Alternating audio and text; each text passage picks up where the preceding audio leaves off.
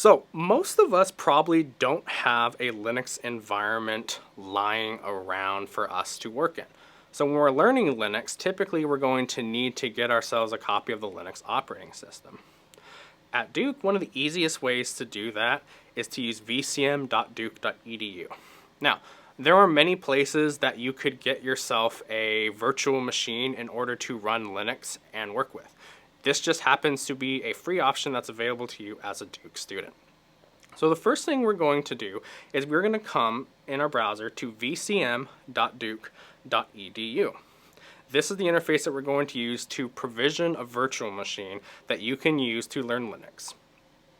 We're going to scroll down the page here to reserve a VM, and we're going to go ahead and click on that. You may have to log in on this point. If so, log in and we'll take you to this screen. It's important to note, you will see a lot of different virtual machine choices. You may see more than me, you may see less than me.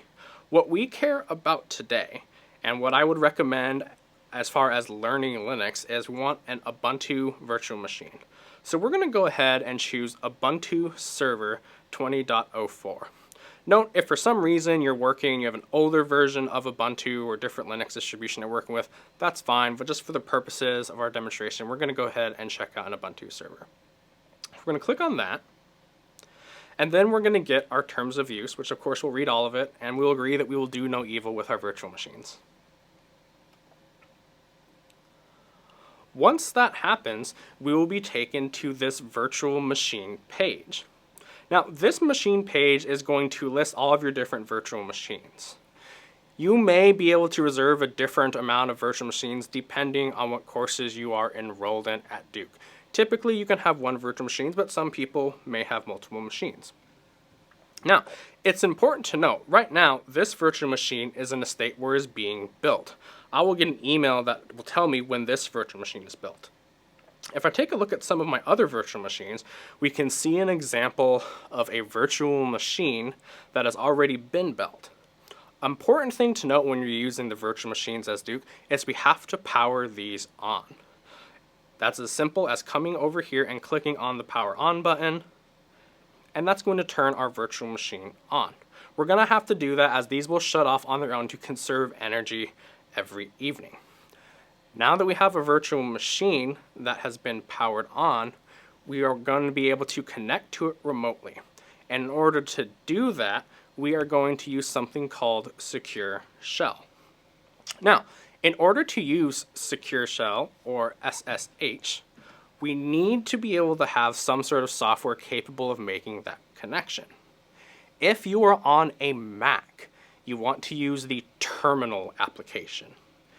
If you are on Windows, you want to use either the command prompt or the PowerShell application. Okay?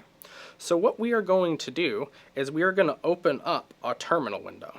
And again, this will look similar on different operating systems.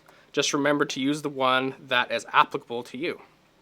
Now, what we care about in order to SSH is the address of the virtual machine itself. If I come back to my VCM page, I can see down here the address of the virtual machine. I'm just going to go ahead and copy that in my clipboard here. And then when you come back to whatever tool you're using to connect to your virtual machine, you are going to type in as follows: SSH space, and then you're going to type in your NetID. So mine is DA129, the @ symbol, and then we're going to paste in the address. This is telling our device that we need a secure shell with the following username at the following address. When you reserve a virtual machine, it creates a user account with your NetID on it. I'll go ahead and press enter. And we can see that we logged in. Now, I just happen to have logged in without having to put in any sort of credentialing. That may not be the case for you. You may have to enter in your password. The password in that case is going to be your NetID password, okay? And when you type your password in, you may or may not see characters come up on the screen. Most likely you will not.